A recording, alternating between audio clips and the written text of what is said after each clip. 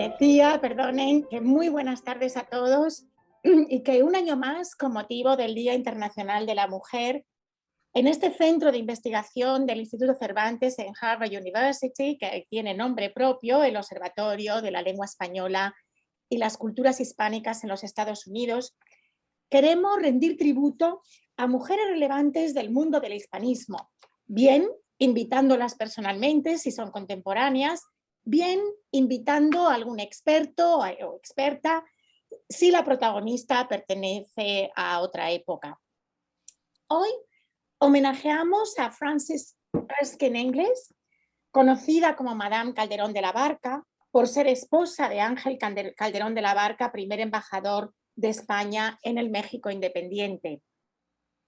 En Madame Calderón de la Barca confluyen muchos aspectos relacionados con los ámbitos y campos de estudio del observatorio.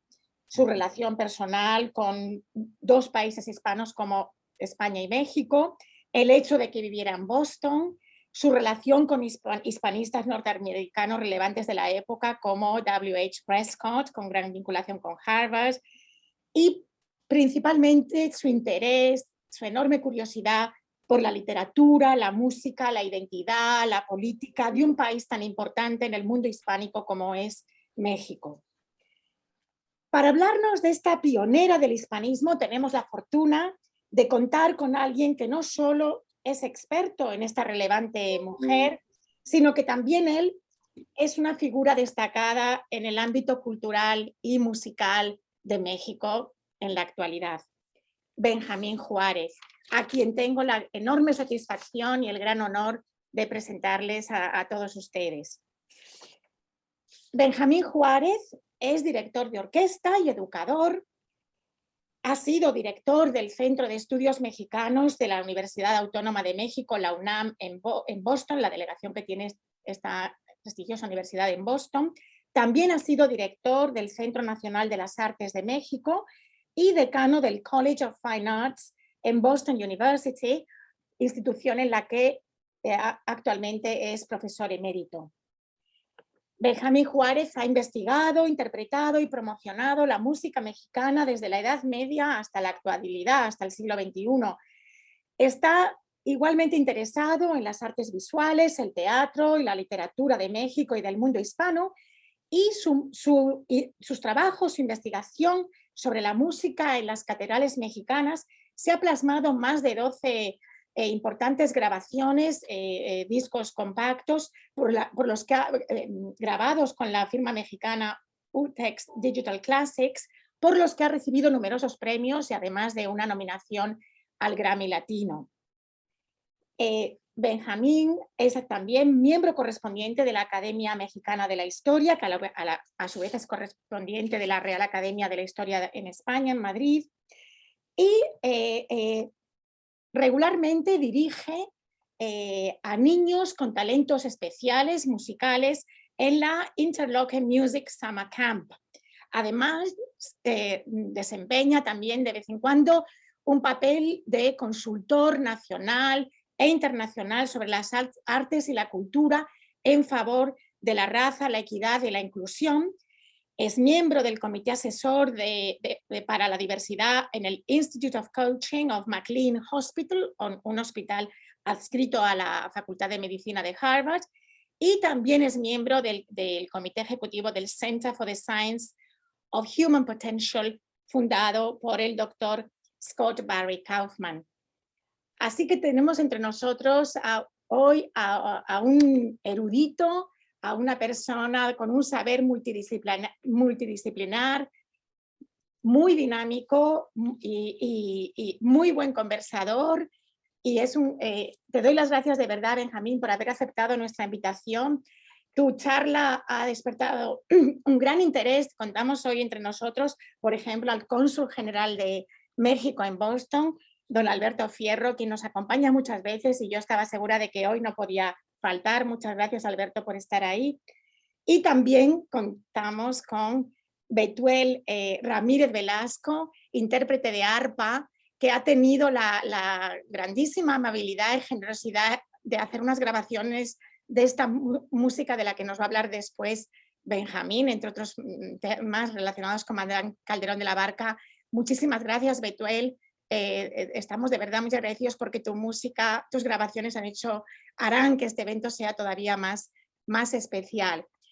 Antes de cederle la palabra a Benjamín, permítame que rindamos también un merecidísimo homenaje al profesor John Eliot, que ha fallecido hace unas horas, catedrático de historia, un importantísimo historiador de la historia, conocedor de la historia de España y del mundo hispánico, que contó con muchísimos reconocimientos de todo el mundo hispánico y que, como nos acabamos de enterar, nos ha dejado hace unas horas.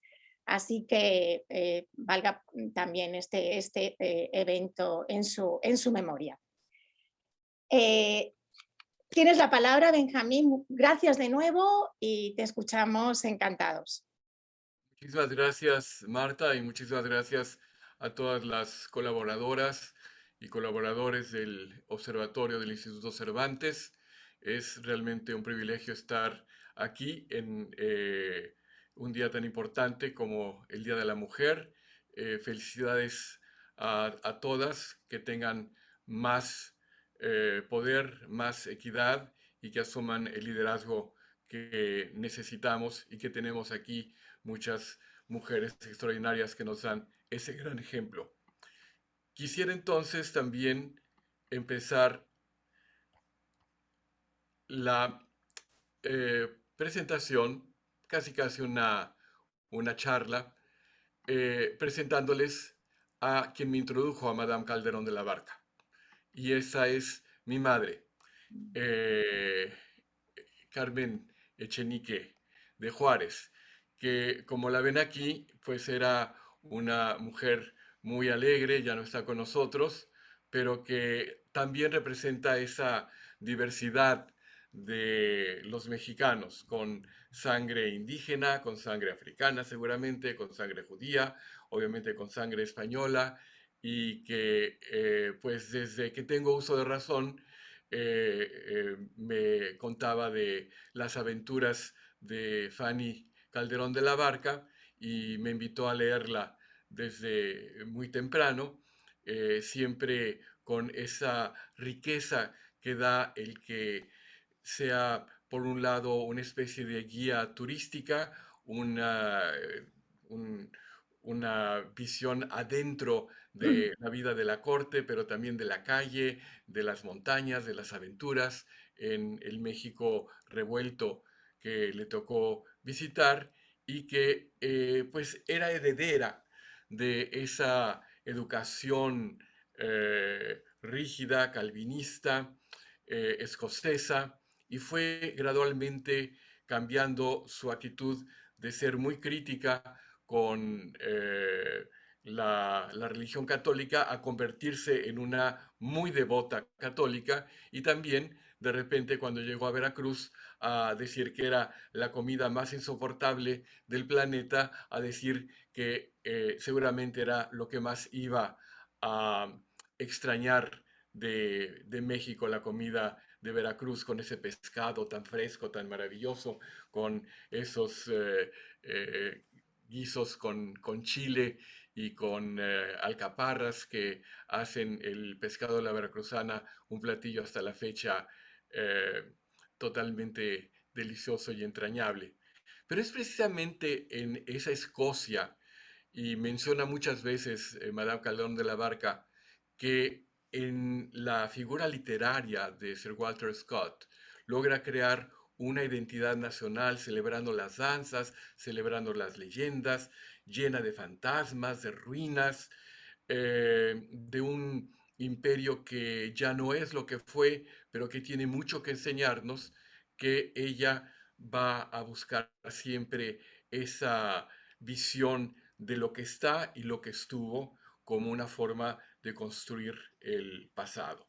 Además, Fanny y su madre, que tuvieron una posición acomodada en Escocia, pertenecientes a una de los clanes más importantes en la producción de whisky, tuvieron que abandonar Escocia para ir a Boston, donde continuaron con la tradición familiar de ser profesoras, pero siempre viajó con su instrumento favorito, que era el arpa.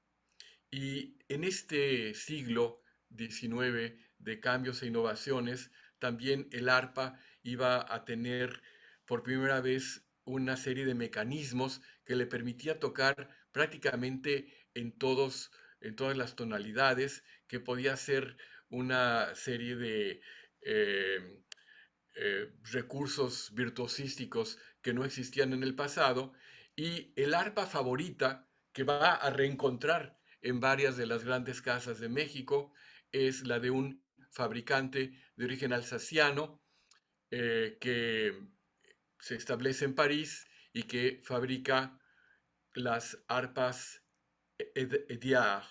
Él no solamente fue constructor de las arpas de la real familia inglesa, sino también como cometió el pecado de fabricar una arpa para María Antonieta, pues tuvo que huir a Inglaterra, donde continuó fabricando arpas y también fabricando pianos en el estilo inglés. Este piano hermoso es el Erard de Andrés Bello. Así es que estos instrumentos, arpas y pianos maravillosos que venían de Inglaterra y de Francia, atravesaron las montañas y pues tenemos en Madame Calderón de la Barca, en Fanny, una mujer sumamente curiosa que llega bien preparada como esposa de, como dice Marta, el primer embajador del Reino Español al México independiente, y igual que otros artistas y viajeros, ve con gran interés México. Este es lo primero que percibe, según nos narra sus cartas, en, desde el barco, el pico de Orizaba, la punta más alta. Y bueno, sabemos que ha leído obviamente las cartas de Hernán Cortés, pero también que ha leído a Clavijero y sobre todo ha leído a Alexander von Humboldt, un viajero que llegó antes que ella, también con este interés político, cultural, artístico.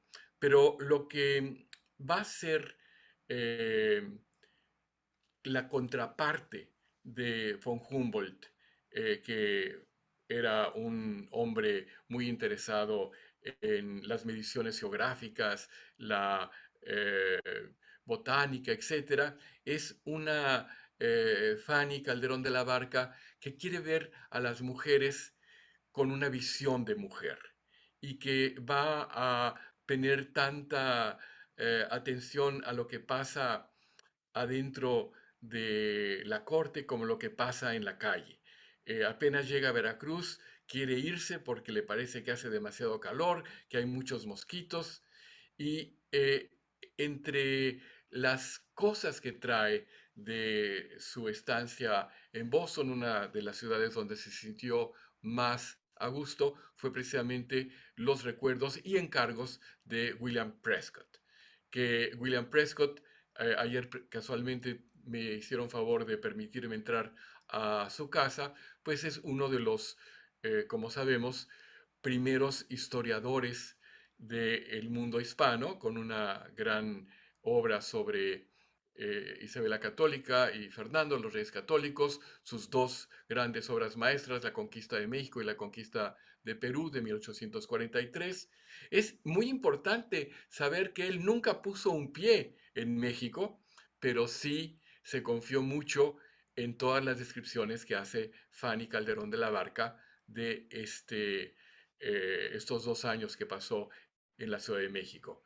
Finalmente dejó inconclusa una obra en 4 volúmenes sobre Felipe II, y aquí está una escultura de Prescott, que fue también cercano y alumno de George Tignor, el primer maestro de español en Estados Unidos, precisamente en Harvard, pero que quien al morir desea legar su gran colección de libros hispanos a Harvard y Harvard no lo acepta. Entre esos están manuscritos de Lope de Vega, primeras ediciones del Quijote, primeras ediciones de Sor Juana Inés de la Cruz. Y esto va a ser el tesoro que ahora guarda la Biblioteca Pública de Boston. Y bueno, gracias a Tignor tenemos una gran eh, tradición en Boston de estudiosos de la cultura hispana. Y aquí también señalar que Fanny se enamora de España en México. Esto que ahora está decorado como un comedor de muy amplias dimensiones en la mansión de Prescott, que está cerrada al público aún por la pandemia, pero a partir de mayo los invito a que la visiten, es un lugar maravilloso. Era originalmente el lugar de su amplia biblioteca.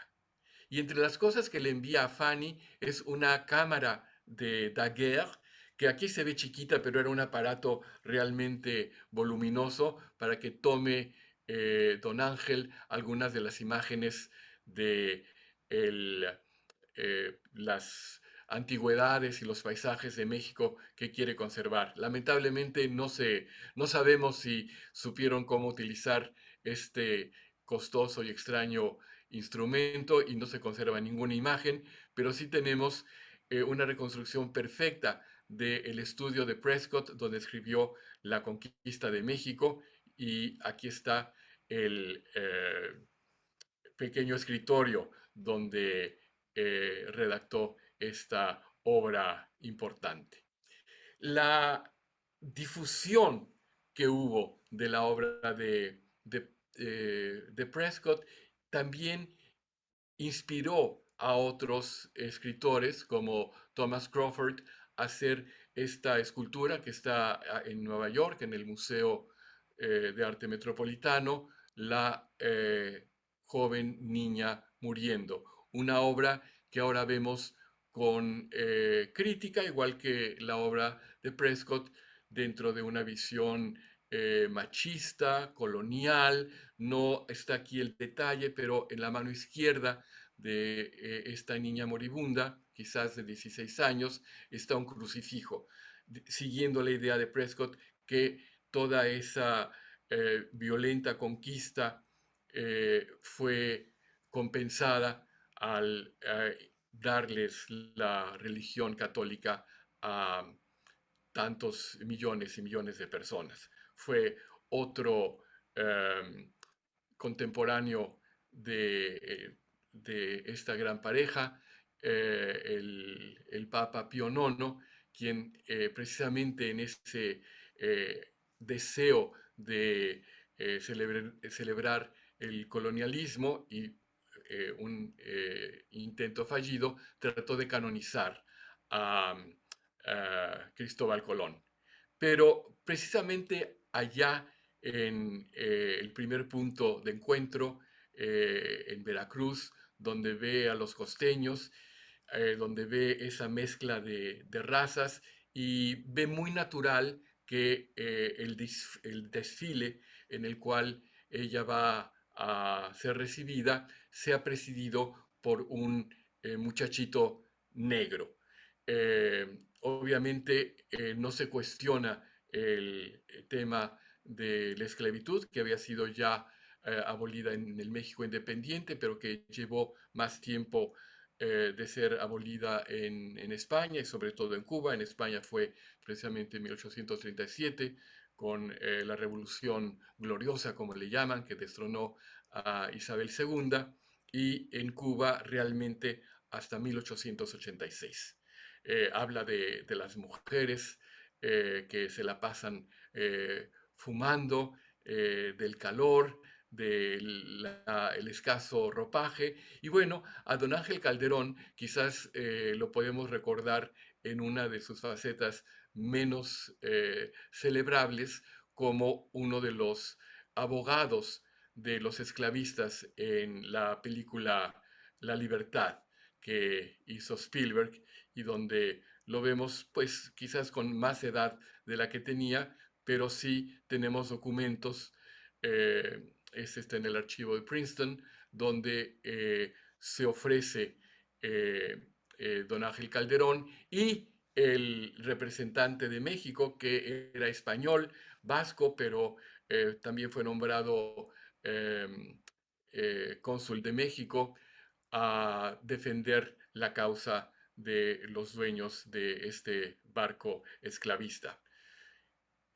Dentro de toda esta complejidad para ver lo que pasa en una época de revoluciones y de cambios, tenemos la visión y el oído fino de Fanny, quien además de las cartas envía partituras de música. Y lo mismo habla de las grandes cantantes de ópera que encuentra, de cómo al ser recibida en Veracruz tocan para ella una marcha de los puritanos de Bellini, una ópera que apenas se había estrenado 3 años antes, como lo que pasa en la música que hoy llamaríamos la música popular, la música tradicional.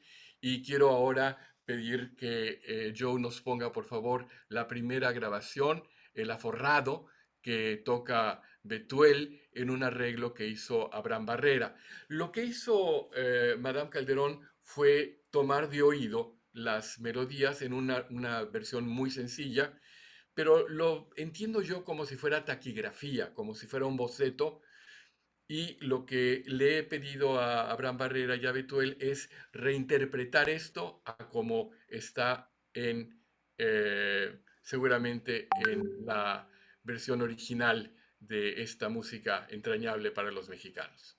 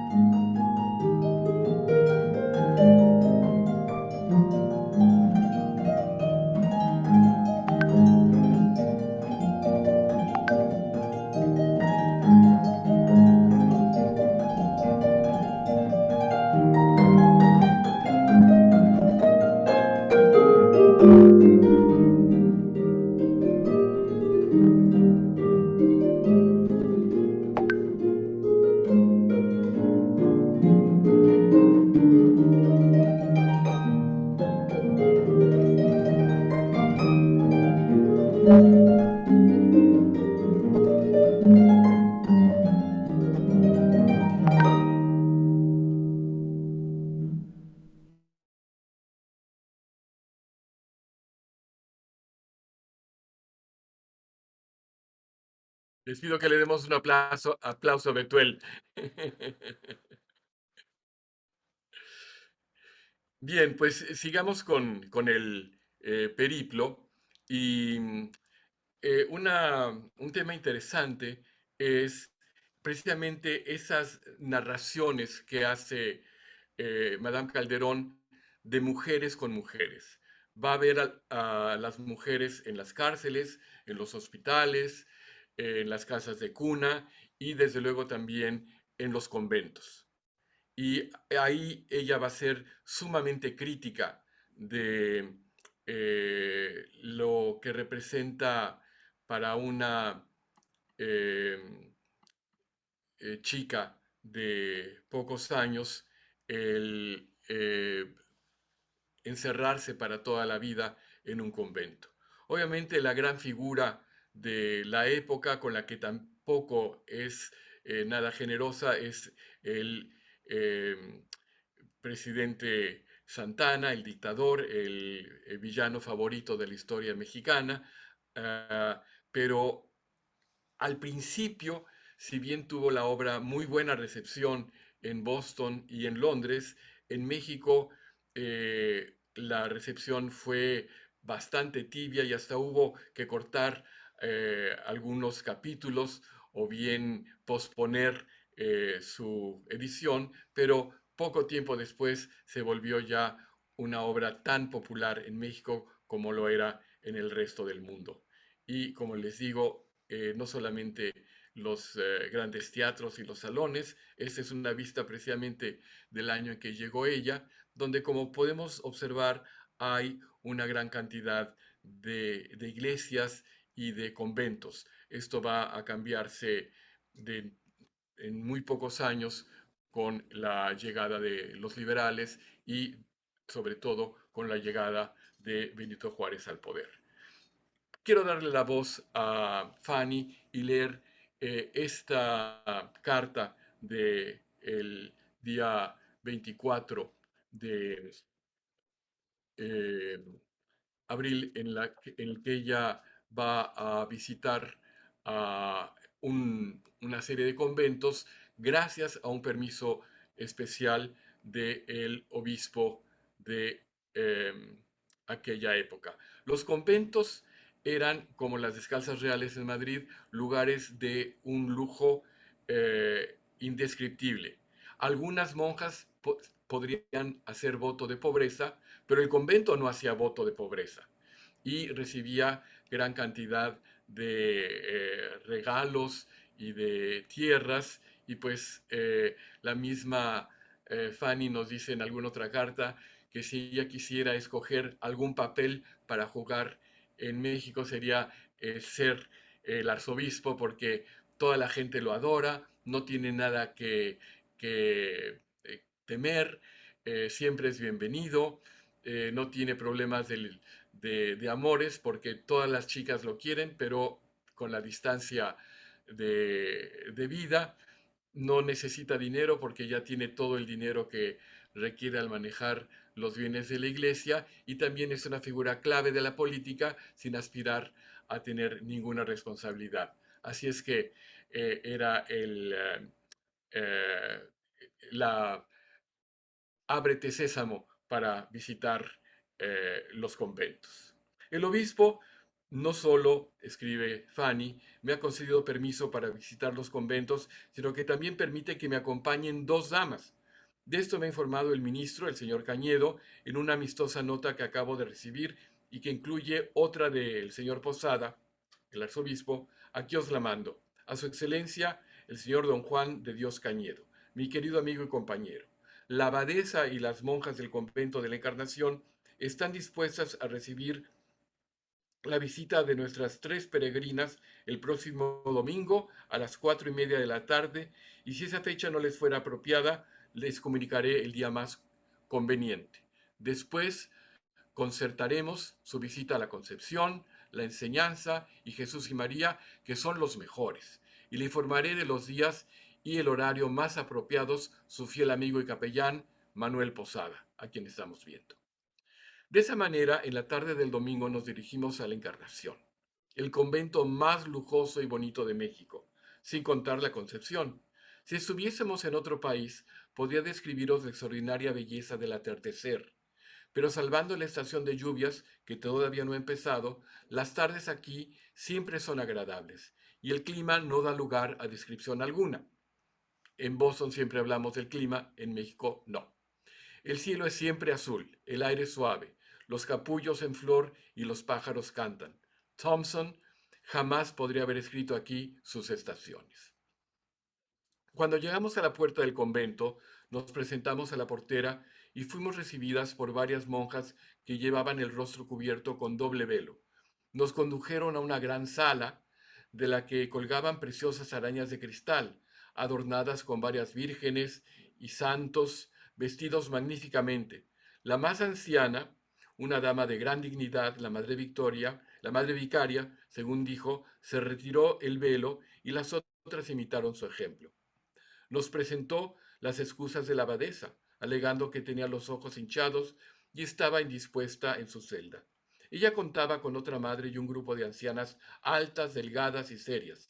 Nos contaron que el propio obispo en persona había ordenado nuestra recepción y que estaban preparadas para enseñarnos todo el convento. Llevaba un hábito largo de un finísimo cachemir blanco con un grueso velo negro de crepé y un gran rosario. El hábito de las novicias es igual, solo que el velo es blanco. Durante más o menos la primera media hora me daba la impresión de que a pesar de su educación mostraban grandes reservas, quizás por la presencia de una extranjera inglesa. A mis compañeras las conocían bien, pues la señorita, no poner los nombres, había pasado varios meses allí. No obstante, ese sentimiento fue desapareciendo poco a poco y acabaron triunfando la amabilidad y la curiosidad. Sus preguntas eran incesantes y antes de que la visita terminase ya me llamaban mi vida. ¿Dónde había nacido? ¿Dónde había vivido? ¿Qué conventos había visitado? ¿Cuáles prefería? ¿Los de Francia o los de México? ¿Cuál era el más grande? Y el que tenía mejor jardín. Afortunadamente les pude decir que el suyo era el mejor en cuanto a espacio y suntuosidad. El estilo de los edificios mexicanos es especialmente ventajoso para las monjas de clausura. Las grandes galerías y los patios les proporcionan constantes soplos de aire fresco, mientras que el sonido de las fuentes y el jardín en su perpetua primavera les brinda durante todo el año una fuente constante de gozo, de tal manera que uno lamenta su encierro mucho menos que en cualquier otro país. De hecho, este convento es un palacio. El jardín donde fuimos primero está bien dispuesto, con sus veredas, bancos de piedra, árboles llenos de fruta, y nos cortaron las flores más bonitas, alberjillas y rosas, muy abundantes en todos los jardines mexicanos, jazmines, claveles y heliotropos. Era una escena preciosa verlas pasear o permanecer en grupos dentro de este enclaustrado Edén, respirando paz y felicidad, mientras el sol se escondía detrás de las colinas y el ruido de la ciudad brillaba por su ausencia. La mayoría de las dependencias del convento eran majestuosas. Visitamos el edificio entero, donde el refectorio hasta la botica, y nos admiramos de la extrema limpieza de todo, especialmente de la inmensa cocina, ajena a la más mínima mota de polvo. Esto se debe en parte a que cada monja dispone de una criada y algunas de dos, pues no es una de las órdenes más estrictas. El convento es rico. Cada novicia paga entre 5,000 pesos al fondo común. Hay unas 30 monjas y 10 novicias. Parece ser que generalmente el pecado más extendido en un convento es el orgullo, algo casi inherente al estilo monjil. Situado lejos del mundanal ruido, en su pequeño reino sus moradores son propensos al menosprecio o a la envidia junto con la tristeza, algo inapropiado al verdadero espíritu cristiano. Habla después de la comida que le ofrecen las monjas y de la silla digna de un papa donde la sientan, pero también habla con tristeza de cómo veía ella totalmente inhumano que las monjas fueran desde los 16 años eh, separadas de su familia y en una ceremonia en la cual hacían su eh, desposorio con la iglesia y que se adornaban con estos medallones, algunas obras de grandes artistas mexicanos, eh, para no volver a ver a su familia. Ella pensaba que sí era eh, quizás buena idea para una dama de edad que ya tenía razón y que había vivido el decidir enclaustrarse. Es más, la Fanny pasó un tiempo en un convento, ya viuda, pero no una niña de 16 años. Eso le parecía una monstruosidad. Y pues vamos, porque también habla que encontró en el convento órganos donde tocó pianos y arpas, a escuchar otra interpretación de la música que escribió ella anotando en las calles y en las grandes haciendas mexicanas. Este es el jarabe Palomo durante su viaje hacia Guadalajara.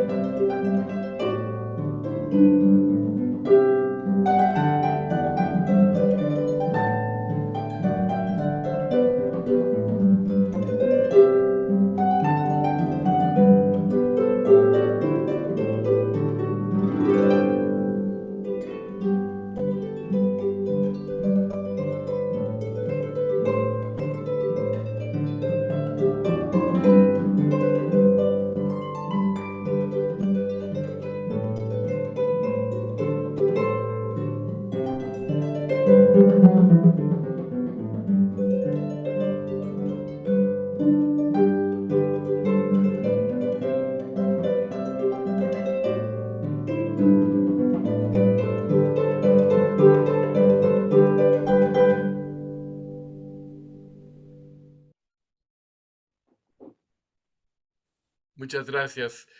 Eh, pues sí, no dejaba ella de interesarse en la música tradicional mexicana y es una lástima que si bien estas partituras fueron obviamente reproducidas en la primera edición que prologó el mismo Prescott y en Boston y la edición de Londres, algunas de las ediciones en México lamentablemente no incluyeron estas partituras que para mí son tan importantes como cualquier otra reflexión. Pero quiero regresar a ese momento en que ella está con las novicias y que es un encuentro de mujer a mujer.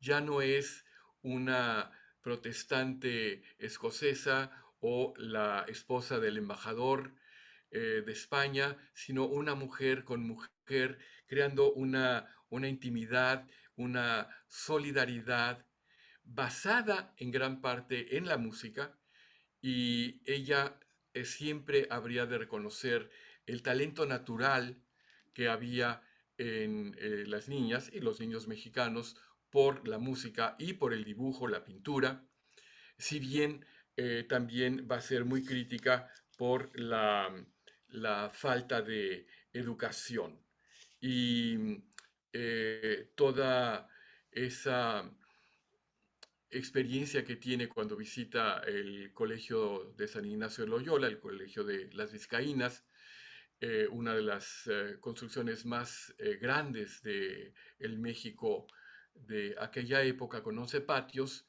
es que sí las enseñan a hacer bordados maravillosos, las enseñan a llevar la casa, hay muchos recetarios de cocina muy interesantes, obviamente la música como una forma de socializar y de pasar el rato, pero no una verdadera educación que les permita leer. Dice ella, sí saben leer, saben el alfabeto, pero si leen un libro al año es ya demasiado. Muy distinto de la formación que ella daba a las niñas y niños en la escuela familiar de Escocia y después en Boston, o lo que haría más tarde. Su vida es como un rondó que termina otra vez con un espacio de nuevo en la corte como tutora de la princesa María Isabel, que va a ser una de las mujeres más instruidas de su época, y siempre va a tener esta facilidad de hablar con la nobleza, de saber cuál es la joya más preciada y valiosa, pero también eh, el poder poner el oído atento a la música que escuchaba entre los rancheros de las haciendas, o en los lugares donde las grandes haciendas donde se fabricaba el pulque, que al principio le parece bastante eh, desagradable, y después se va a ir aficionando también a beber el pulque. Pero lo mismo puede pasar con la música y la danza. Obviamente la danza escocesa de aquel entonces está basada en un juego sobre todo de taconeo, como el river dance, muy virtuosística, y algunos de los pasos de la danza tradicional mexicana le parecen aburridos, quizás porque no ve la complejidad que hay no solamente en el pie, sino también en la cadera, en los hombros, en los brazos, que es otra forma de ver las cosas. Pero una que le pareció muy interesante es eh, la de los enanos, porque dice, primero el guitarrista marca el tiempo y el bailarín ejecuta un movimiento rápido, y luego empiezan a cantar y el bailarín da unos pasos lentos, y ese es el caso de eh, la primera danza que vimos. Y la segunda, eh, que habla de los enanos, dice que el bailarín se va encogiendo cada vez más que cantan el estribillo. Y tiene un par de errores. Esta era una canción que mi mamá cantaba porque es tradicional entre la gente de Jalisco, y Fanny transcribe así. Ay, qué bonitos son los enanos, los chiquititos y los mexicanos. Sale la linda, sale la fea, sale el enano con su salea. Los enanitos se enojaron porque a las enanas las pellizcaron. Bueno, tradicionalmente es los enanitos ya se enojaron porque a la enana la pellizcaron, para que haga el ritmo. Escuchemos la versión que rehace Betuel y que hizo arreglar Abraham Barrera de los enanos. Se hacen chiquitos.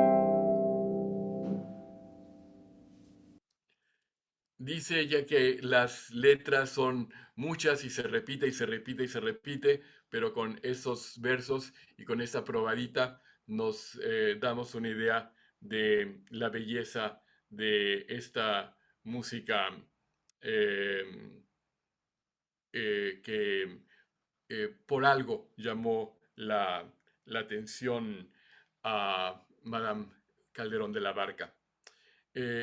Otro momento musical importante, obviamente, es la ópera a la que asiste con frecuencia, las bandas, que en aquel momento tienen un papel fundamental en la música, porque las bandas militares son, por un lado, una forma de pertenecer a una modernidad heredera de la Guardia Republicana y de la Guardia Imperial Napoleónica, y también porque cuando un ejército ocupaba una ciudad, pues la banda que tocaba para toda la gente los domingos era la parte, digamos, amable de esa frecuente ocupación de los ejércitos que le tocó vivir a Fanny Calderón de la Barca en Europa y en México, aún de una manera indirecta en Estados Unidos, porque varios de los incidentes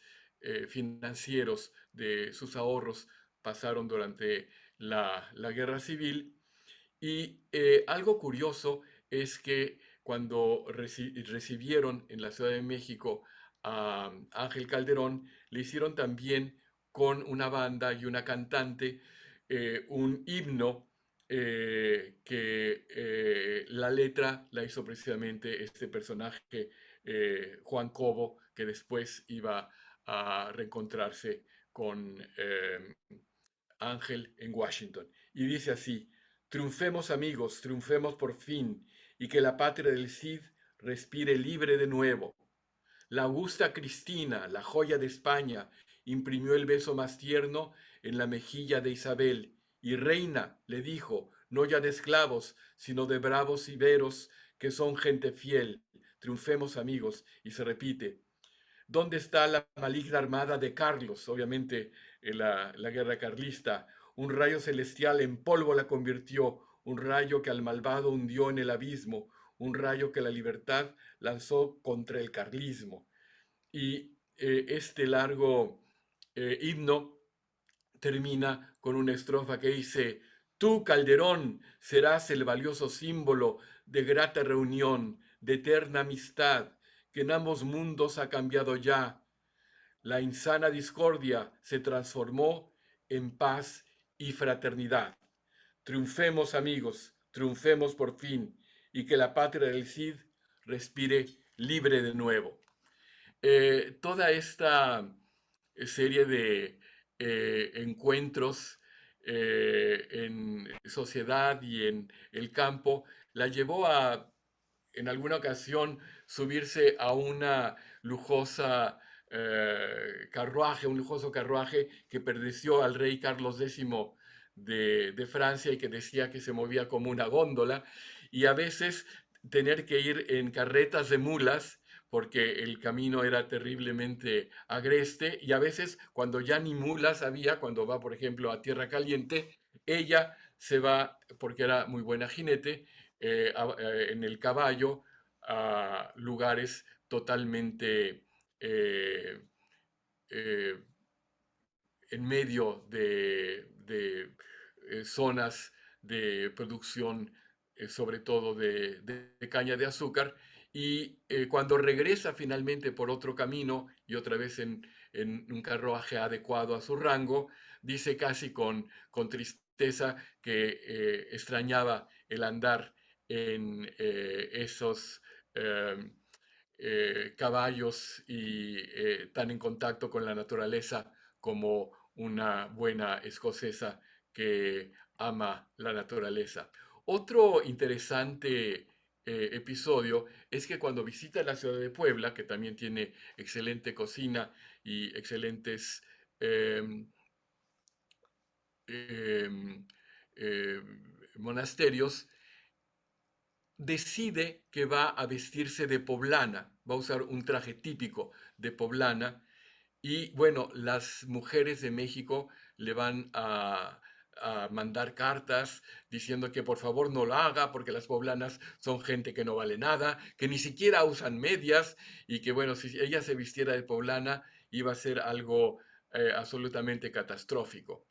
Em, Siempre vemos esa, ese interés, igual que los artistas visuales como Carneville, Egerton, eh, eh, años después Augusto Lor, que visitan a México y que buscan recrear esos hermosos paisajes que caracterizan la modernidad y lo salvaje. El ver, por ejemplo, cuando llega a Tampico, que dice que esperaba encontrarse con una especie de purgatorio y ve un puerto muy limpio y unas casas que parece que estaría en Nueva Inglaterra. Y después inmediatamente dice, bueno, y me acabo de enterar que esas casas las trajeron de Estados Unidos. Así es que siempre hay esta relación de admiración, sorpresa, eh, pero de un corazón abierto, como tenía abiertos los oídos hacia la música de México, por todo lo que ve y todo lo que encuentra, y sobre todo por las mujeres, donde dice que hay una discreción, un espíritu de solidaridad que en Inglaterra o en Estados Unidos, donde habría muchos chismes, por ejemplo, de una chica del pueblo que se casa teniendo un bebé con un noble. La nobleza española sigue siendo la clase privilegiada después de la independencia, de alguna manera eso es lo que se trataba, va a sorprenderse de que en una familia tan estricta reciban con los brazos abiertos a una chica que tuvo un hijo antes del matrimonio con otro caballero y que pues esa apertura y esa generosidad es una lección de cristianismo para los protestantes de Escocia y de Nueva Inglaterra, y es algo que la deja atónita de México.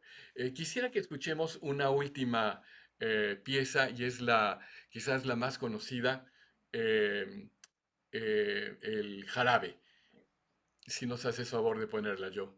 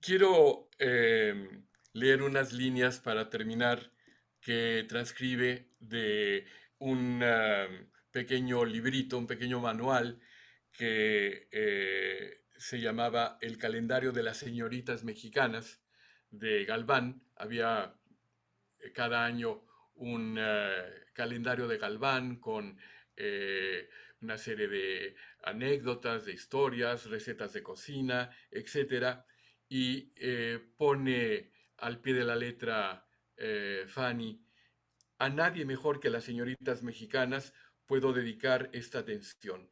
Sus encantos bien merecen cualquier esfuerzo con tal de complacerlas. Su cuerpo es tan gracioso como las dunas del desierto, su cabello negro como el ébano o dorado como los rayos del sol, con bonitas ondas sobre sus hombros delicados. Su mirada es tranquila como la luz de la luna. Las señoritas mexicanas no son tan blancas como las europeas, pero a nuestros ojos su tez resulta más agradable. Sus palabras son tan dulces que nos llenan de paz, aunque cuando están indignadas nos confunden. ¿Quién puede resistirse a la magia de sus dulces canciones, siempre delicadas y naturales?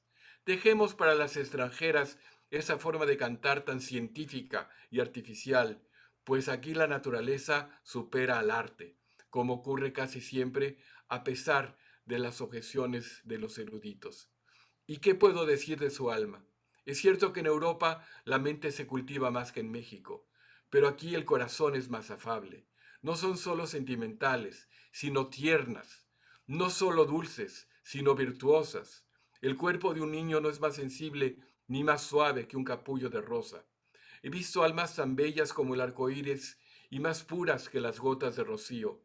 Su pasión rara vez es tempestuosa, y si así es, se apacigua rápidamente y por lo general emiten una pacífica luz, al igual que Venus, la estrella de la mañana. La modestia está pintada en sus ojos. Es la cualidad más fascinante e irresistible de su alma. En definitiva, las mujeres mexicanas, por sus innumerables virtudes, están destinadas a servirnos de apoyo mientras viajamos por el triste desierto de la vida. Subraya Madame Calderón la lealtad, rara vez cotidiana, con desconocidos sobre los errores de los vecinos. Y dice, no hay mujeres más cariñosas que las mexicanas. De hecho, un especial, un inglés tímido, acostumbrado a la frialdad de sus compatriotas, solo necesita vivir aquí unos pocos años, aprender el idioma y acostumbrarse a esta belleza tan particular para encontrar irresistibles a las señoritas locales. Prueba de ello es que existen muchos ingleses casados con mexicanas a las que han convertido en excelentes esposas. Pero cuando un inglés contrae matrimonio aquí, sabe que ha de quedarse, pues es muy raro que una mexicana quiera vivir fuera de su país.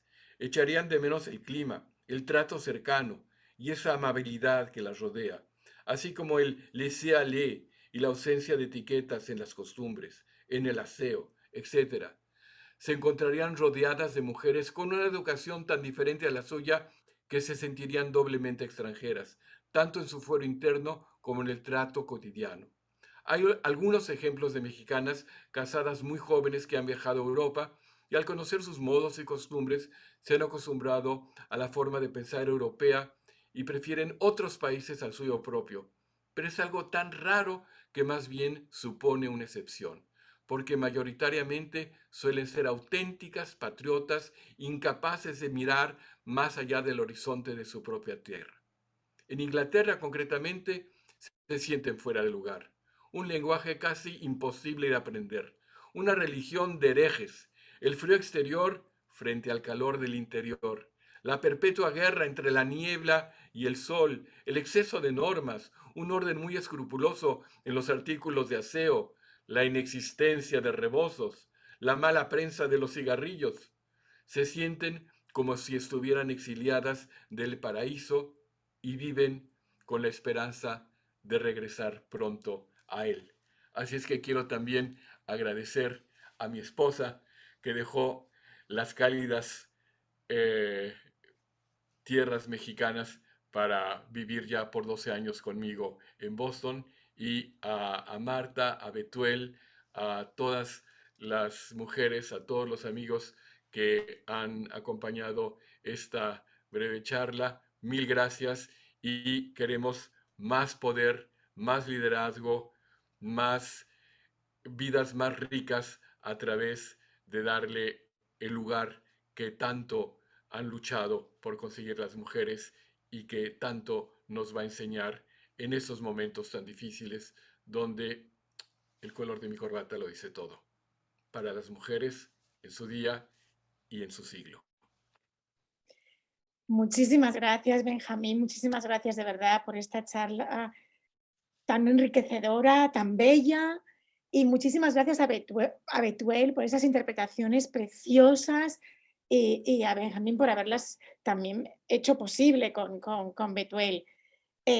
No sé si hay alguna pregunta ya, yo si no tengo ya un par de ellas mientras la gente se anima, por favor, pueden hacer las preguntas bien por el chat, si no se animan también les brindamos la posibilidad de hacerlas verbalmente. Yo quería preguntarte, Benjamín, si aunque hoy te centraste evidentemente en la obra de Madame Calderón de la Barca sobre México, no sé si podrías decir algo de esa otra obra muy interesante sobre la que he leído un poquito, que escribió durante su estancia en Madrid con seudónimo masculino sobre el agregado militar en Madrid, the attaché en Madrid, porque me resultó muy interesante lo que he leído sobre ella. No la he leído, confieso, pero he leído sobre ella, que tuvo que utilizar un seudónimo porque al ser mujer de diplomático en Madrid no podía utilizar su identidad verdadera.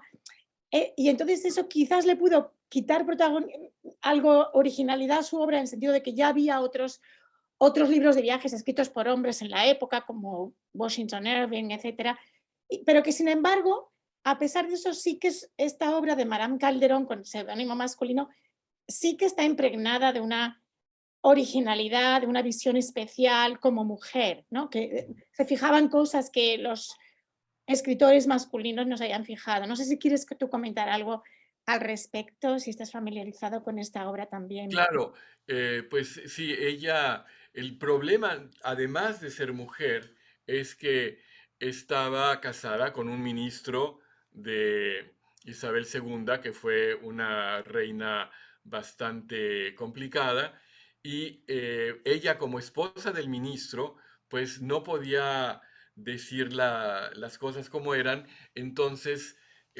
se presenta como un diplomático alemán y que el libro es una traducción del alemán al español.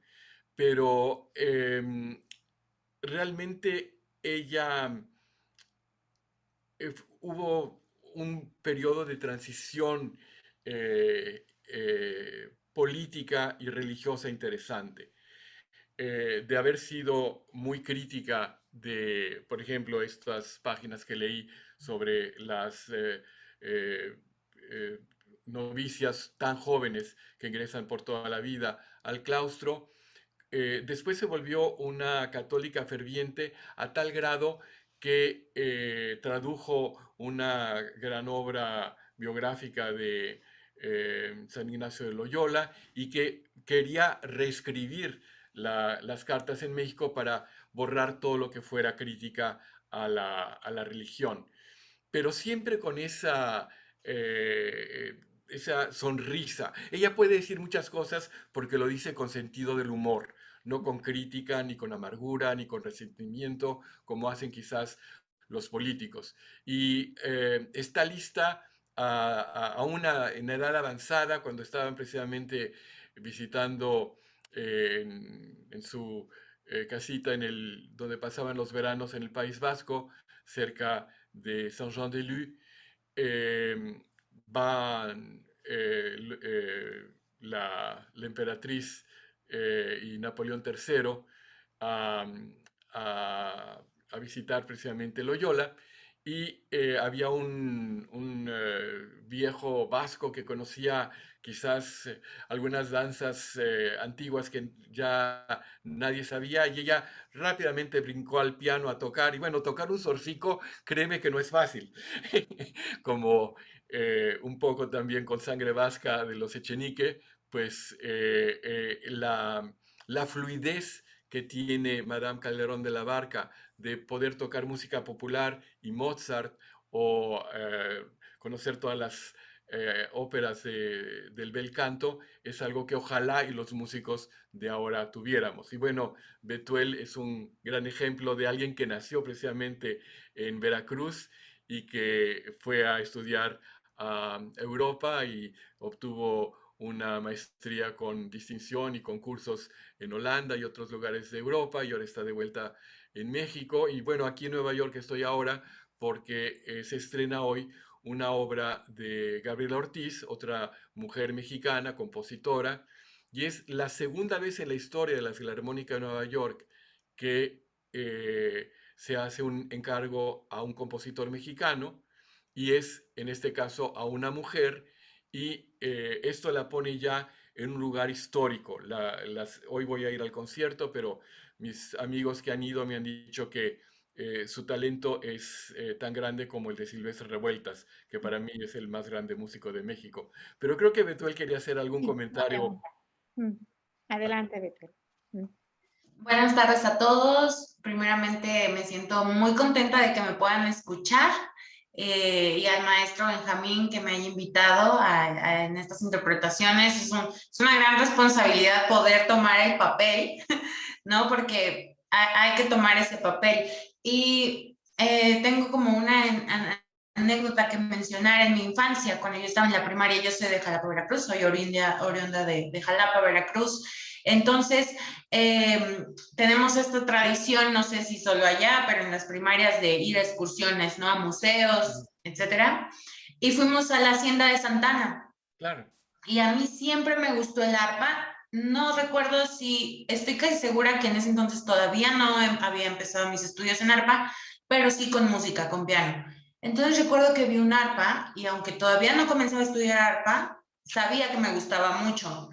Y siempre me pregunté, hasta este momento resuelvo la duda de qué hacía un arpa allá, como, ¿por qué? ¿No? Y además, como te enseñan pues en las escuelas públicas, toda esta historia de que tenemos que odiar a Santana y todo eso, y aquí a la Hacienda, y prácticamente el ladrón de México, ¿no?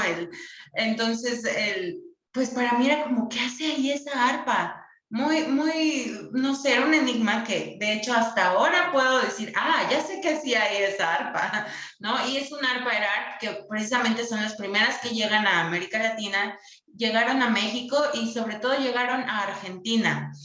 Son ahora piezas históricas, ¿no? Y es el primer sistema de pedales que se creó.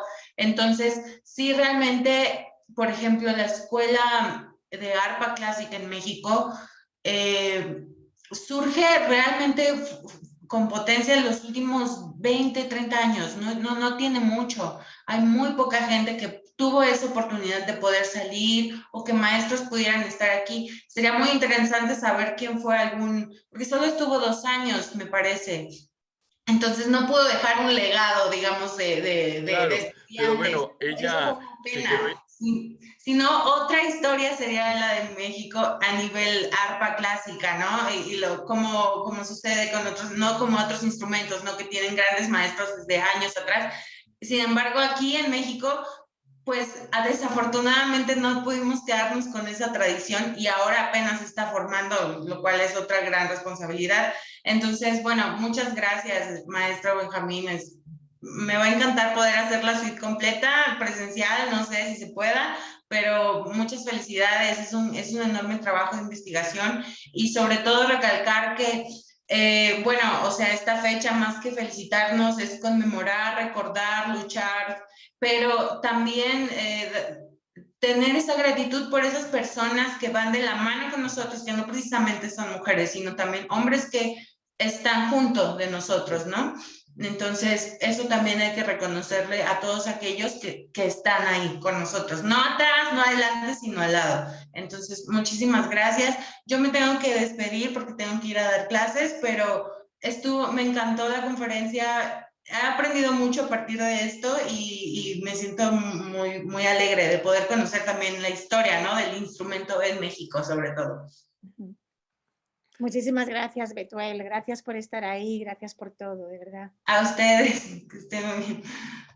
No sé si quieres comentar, Benjamín, algo respecto a lo que al a las observaciones de Betuel? Sí, pues Fanny Calderón de la Barca también trata muy, muy mal a Santana, le caía pésimo y veía que en su cara era la cara de un bandido, pero se quedó igualmente de sorprendida que Betuel cuando llegó a la hacienda y vio una arpa erara ahí, ¿cómo llegó acá? ¿Qué hace aquí? Pues era una parte de los objetos suntuarios que había en las casas de buenas familias y bueno, lo que hizo Santana fue también permitir que una serie de hacendados mantuvieran sus privilegios, que hubiera una serie de negocios de agiotismo, de préstamos y mantener el dinero en un grupo pequeño de las mismas manos que siguieron manejando el capital hasta la llegada de Porfirio Díaz y que se debatían entre tener un desarrollo económico a cambio de menor libertad democrática o menos desarrollo económico y mayor libertad democrática. De alguna manera vivieron épocas muy difíciles, épocas de muchas guerras y lamentablemente parece que esas épocas nunca terminan. Ujú. No sé si tenemos aquí en la pantalla otra querida mexicana, María Luisa Parra. No sé si María Luisa quieres hacer alguna pregunta. Bueno, pregunta no, solamente Bueno, felicitar a Benjamín porque todas sus presentaciones son magníficas, que nos haya traído la música, esta parte histórica, el arte, creo que siempre son presentaciones riquísimas, es como que abre ventanas a todo lo que eh, involucra la historia de México. Estoy totalmente sesgada porque soy mexicana, así que es una historia maravillosa. Y bueno, el énfasis en esta interculturalidad, intercambio, que se consolida en productos culturales de una estética y de una belleza increíbles, ¿no? Así que mil gracias, Benjamín, por podernos compartir todo tu conocimiento y esta parte tan importante. Benjamín, yo quería hacerte una pregunta. Bueno, no sé si quieres responder a María Luisa, perdón, es que ahora yo te he perdido un poco la señal.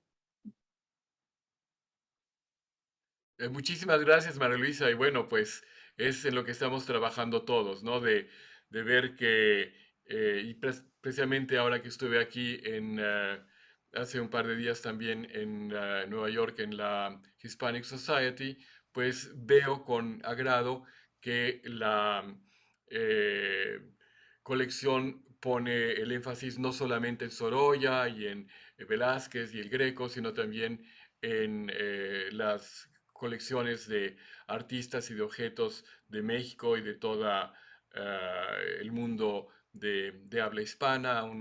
Desde luego, las Filipinas tienen casi 1 millón de objetos y que sobre todo el liderazgo de la Hispanic Society ha cambiado de tratar de dejar este edificio maravilloso en la zona al norte del Harlem hispano, a irse más a la Quinta Avenida, como si los hispanohablantes pobres de Nueva York no tuvieran nada que ver y pues todos somos herederos de la misma tradición. Y ahí otra anécdota curiosa es que la esposa de Huntington, quien hizo esta maravillosa colección, era una bostoniana escultora, gran escultora, quizás una de las más importantes de la primera mitad del siglo XX, que cuando tomaba clases de escultura en Harvard, con un maestro inglés, le hizo notar que la anatomía de un caballo que había presentado estaba mal por 2 músculos y un hueso, y su respuesta fue, estás expulsada. Bueno, ahora tenemos estatuas del Cid ecuestre hechas por ella en Sevilla, Buenos Aires, Nueva York, etcétera, y del otro maestro ni siquiera voy a mencionar el nombre. Qué bueno. Quería preguntarte, Benjamín, y disculpa si lo has explicado, pero y a mí no me quedó del todo claro, estas músicas que Madame Calderón de la Barca rescató o al menos impidió que se perdieran, entiendo, entiendo que ella las transcribió porque eran músicas populares y ella las transcribió al lenguaje musical, ¿es así? Y el Sí, arreglo para el arpa, porque si eran músicas populares, supongo que no eran para arpa, seguramente que serían, como habías dicho, canciones. No sé si podías explicar eso un poco más. claro. em, eh, eh, Estas canciones son eh, todavía canciones conocidas en México.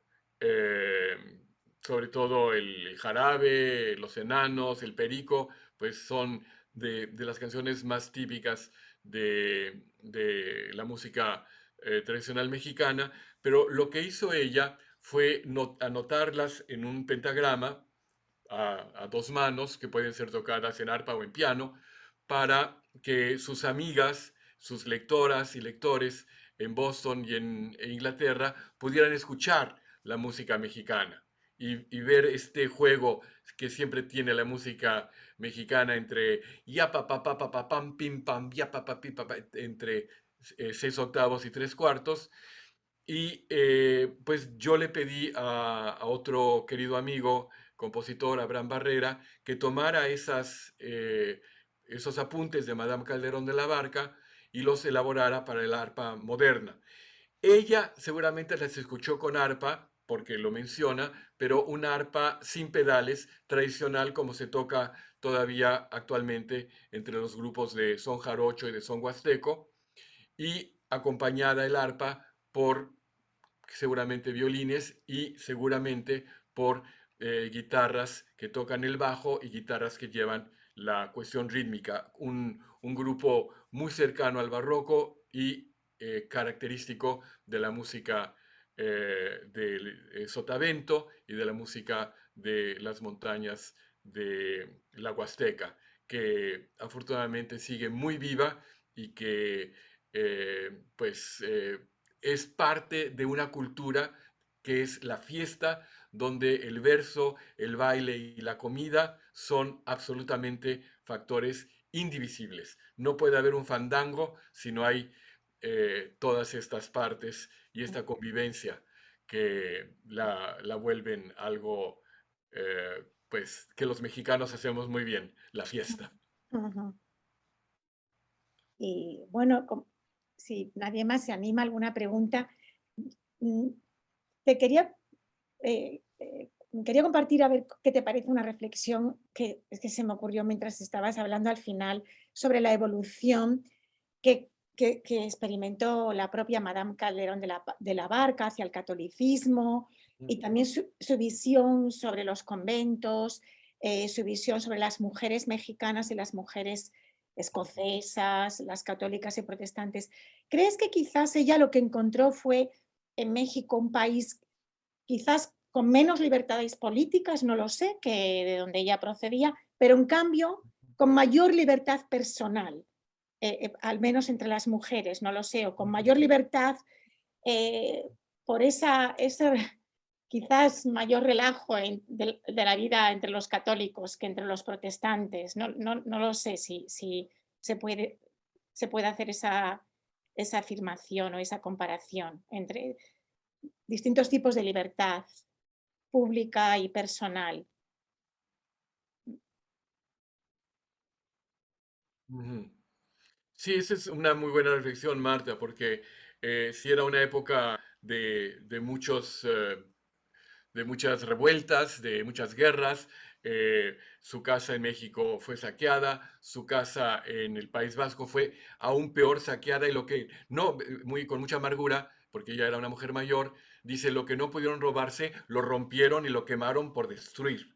Entonces es un barbarismo que le tocó vivir y encuentra entre las mujeres una solidaridad que deja de lado pues muchos prejuicios aún digamos morales decimonónicos y que va a hacer que tenga siempre una cercanía inmensa por México como la parte opuesta a lo que es Boston y a lo que es Edimburgo, pero esos opuestos que se atraen y que con generosidad reconocen todo lo bello y lo trascendente de tener esos valores de hermandad entre mujeres, de apoyo, de caridad, de cuidado, que es lo que necesitamos ahora también. Ajá. Igual que nos cuidaron como bebés, tenemos que cuidar al planeta, tenemos que cuidar a las mujeres Mm, y esto es lo que, ujú, sin lugar a dudas, eh, le abre los ojos y los oídos ujú. a Fanny. Y para acabar, ¿sabes si mencionan en algún momento a Sor Juana Inés de la Cruz, en sus cartas o en su libro, en sus libros? Bueno, desde luego que Sor Juana es uno de los grandes personajes literarios y ella, em, em, no recuerdo exactamente si la, la leyó, pero sí em, hay un conocimiento muy completo y valoración de los primeros hispanistas bostonianos por Sor Juana y por eso van a conseguir una de las colecciones más importantes de primeras ediciones de Sor Juana, que una de ellas casualmente, que está todavía en la biblioteca pública, fue impresa en Barcelona. Así es Mm, que sí hay una, un reconocimiento y bueno, el hispanismo especialmente esa forma de eh, gente que no creció en la tradición del español, que quiere conocer, investigar, y como el caso de Prescott en primer lugar, cambia la historia de ser un arte a ser una ciencia, con investigaciones en las fuentes, con afortunadamente un hombre de mucho dinero y con una memoria prodigiosa. Él perdió un ojo en una pelea en el comedor de Harvard, que le cayó un pedazo de pan duro en el ojo y el otro ojo le quedó muy dañado, pero tenía una memoria prodigiosa, tenía algún asistente que le leía y él podía reproducir instantáneamente hasta 60 páginas.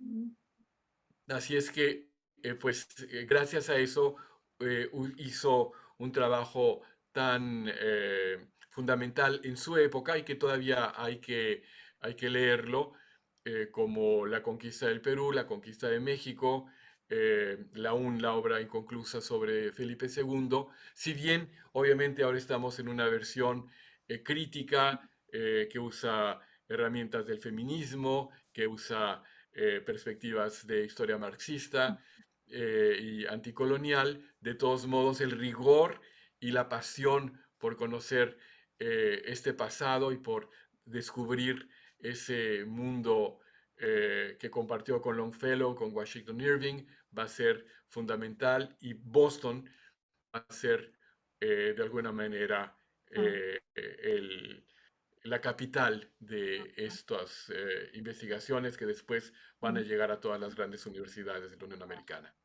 Y Prescott reconoce expresamente la deuda que tiene con Madame Calderón de la Barca en Ah, alguna de sí, sus... sí, sí, por supuesto. Ah, Él muy le consigue que se impriman, escribe el prólogo, le habla a su amigo Robert Louis Stevenson para que le diga al editor, oye, le pagaron muy poco, esta obra se ha vendido muchísimo, ¿por qué le pagaron tan poco? así. Y sí, le pide muchas cosas de México, entre otras cosas, le pide que le compre un par de cráneos aztecas y Madame Calderón de la Barca dice, no, pues no encuentro, yo pensaría que era muy fácil, pero tengo dos de la región olmeca, si te sirve te las llevo, pero aztecas no hay, no hay en venta. Y pues él le manda más de $600, que era una fortuna en aquella época, para comprar documentos, hacer copias, y pues es una época de grandes descubrimientos, también en gran deuda obviamente con Humboldt. Ujú. Bueno, pues muchísimas gracias, Benjamín. De verdad ha sido una charla interesantísima. Creo que todos hemos aprendido muchísimo, además de disfrutar tanto de esas músicas maravillosas, pero también de esos cuadros preciosos, ¿no? Yo me he quedado fascinada con esas pinturas que has elegido para ir acompañando tu charla.